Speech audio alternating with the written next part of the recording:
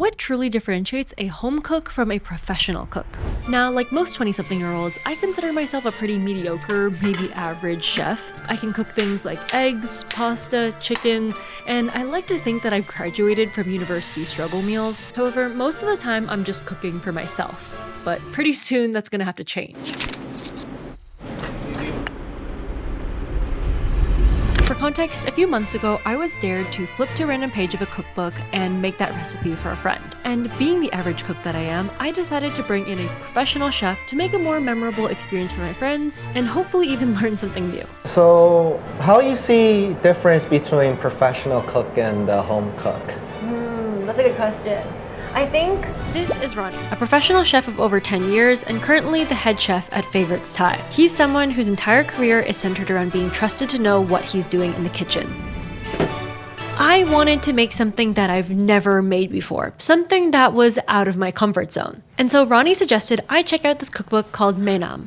Alright, it's time to see what my cooking fate is. Okay, got soups, so I guess we'll pick something from the soups menu, maybe?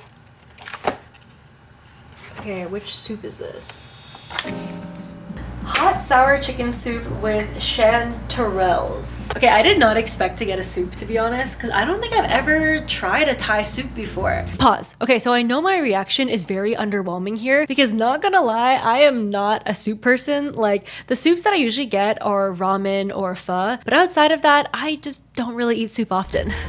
This is interesting. I've never made anything like this before. I think I often stray away from soups because soups always seem like something that's super high effort, so I'm curious as to how it's gonna take to make this. So after reading through the recipe, it actually felt pretty doable at home. And honestly, I probably could have tried making it by myself, but like with most things in this series, I've been trying to push things further. Instead of making just one dish for one friend, I decided to turn this into a whole dinner party, and so I called up Chef Ronnie to help make it happen.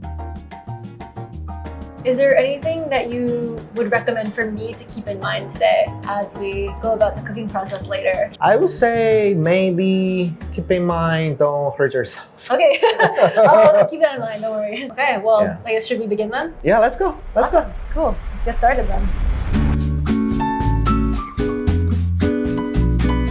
Well, first things we need to do is the chicken stock.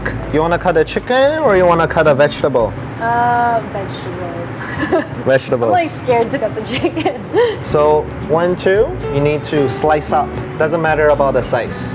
Okay, just slicing up because we're using this to make in a broth. Okay. Yeah, it's so interesting because I feel like for a lot of the dares in this series, I've been learning new things. Yeah. And when I find that I am learning with an expert, I'm always scared of messing up. So I'm always asking like, oh, is this okay? Or is this like all right? It's okay. Even I work in a restaurant, I also messed up. It's fine. How many years have you been cooking Thai food now? 10 years now. Wow, okay. And then how long here at Favorites Thai? 7 years. We're turning 8. Okay. Could you tell me a bit more about the restaurant itself? Yeah, so we're a Thai restaurant, obviously, but the things we did a little bit different because we're more focused on cooking with charcoals and the Thai flavors. Nothing you really see on our menu is like familiar with other or similar with other Thai restaurant which is existing in Canada. We want to be using local vegetables, local producers with our different cooking technique to making Thai food. We still follow the flavors, the authentics, but we want to be a little bit more creative to make it more fun. I like that. Yeah, fun has been like the theme of this whole series for me. Yeah, that's good. That's good. That's good. It will be fine. It will be fine. How you want a soup to be? Spicy, spicy? Ooh, I should have asked people how spicy. Maybe we'll do medium to play it safe. Medium? Yeah, we'll do medium. Okay. But is it medium in North America or medium Thai? Nah, it's my medium. Okay. So for this recipe that we're going to be making today, have you made this particular dish before? Yeah, I do. Okay. I do, but a little slightly different. I was not doing with the chicken, I was doing with the pork. Okay. It's actually really good in summer. Lots of people think eating soups is supposed to be a winter dishes, but actually I like eating soups in summer. The hot food make you sweat and then make yourself cooling down, right? Yeah, that's true, that's true. So with the cooking underway, we did have to make a few substitutions to the original recipe. Ronnie explained to me that a lot of Thai spices and ingredients can be hard to source locally, and a lot of that is because of demand and seasonality. Now, in a home cooking scenario, I feel like I would have just given up and switched the recipe, or I would have tried to make substitutions that probably wouldn't taste that good in the end. But luckily, because I had Ronnie's expertise at my disposal, he told me we could still use local vegetables to emulate similar flavors. So instead of tamarind leaves, we used rhubarb, and instead of chanterelle mushrooms, we used a mix of enoki mushrooms and oyster mushrooms. When you think about learning cooking, do you think it's best to learn through like recipes, like cookbooks, or do you think it's just like experimenting in the kitchen and kind of going from there? I would say it's like a different stage. Depends what's the level of your skill sets, I would say. Okay. Let's say for me, once I do like recipes, well, I obviously gonna look at the cookbooks. I also search online. Yeah. You know, YouTube videos, you know, to look at how does the local making their dishes, and then to look a little bit deeper, and then traveling too. You have to go to the local, see the flavor. What are they eating? So this is a free range chicken. It's different with those bigger chickens from Western store. Yeah. It definitely looks different. Like it looks more like bonier, I guess, in a way, or like. Yeah, because they work out. What is your favorite part about cooking? Well, first I like eating. Yeah. So my favorite part of the cooking is after cooking, I'm gonna eat. I'm excited. Have you ever used one of this before? A mortar and pestle? Yeah. I've not, but I've always wanted to use one. Okay, today is the day. Okay, cool. There you go. So we're starting with the rougher ones. You pan like this. And then we slowly adding more ingredients into it. No, hold like this way. Oh, like this way? Okay. Yeah. Give you more power. Did you always know that you wanted to be a chef, or did you like want to be something else before? No, in the beginning of the time, no. Like I started cooking to actually learn cooking because I want to cook for myself because I like eat. I'm curious how to make the food, and I feel that was like cool, fun. Yeah. You know, to make something from raw to like able to eat and enjoy. And I say starting from habits. It's always just start with like habits. I like it. Yeah. In the first day of learning cooking, I never thought I'm gonna work in the kitchen. I thought it's just more for myself. Yeah, that's like me with making videos. Like when I first made videos, I didn't think it was gonna be something I was gonna do. Yeah. I was working in tech before, and then I just really liked making videos, and so I was like, I guess I'll do this full time now. The cooking more with science or art? I would say more like art, because science is more specific, super precise, right?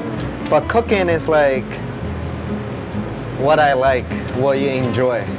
We're gonna let that one simmer for a bit, and then we're gonna work in on the soup, and then seasoning is easy. Then we're gonna do some prep for the rest of the food. So obviously, we'll be hosting a few of my friends here for dinner tonight. And aside from the soup, I was curious what else will we be making today? Okay, I'm gonna do a couple dishes. Couple one from our current menu to highlight the grill parts. And I also gonna make a couple dishes just randomly. Ooh, okay. Yeah, Like you depends plan how in I your feel. head, or it's just like Yeah, I have a little bit Okay. planned, but that's my style of cooking though. Sometimes there's something pop up in my head, I want to do it, then I will do it. I don't really follow a certain way. Oh, you cannot do this, you cannot do that. No, like I want to try to make it work. So tonight's menu, we're gonna have the soup, we're gonna have oysters, fish, and we have 3 kinds of proteins. We have duck sausage, steak, and a pork chop. Eat some fish tonight. Whoa, that's a big fish. Yeah, it's a hiramasa. Whoa, I've never seen a fish that big before in person.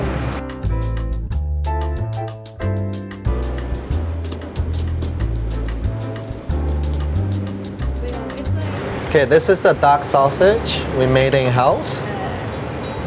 This is how we controlling high heat and a low heat. Oh, interesting. You just get your oysters knife in, click, click, it opens. Like you use the key. You see? Oh wow, the broth looks nice and golden. Oh wow, See it that smells like really herbal rich. flavors start coming.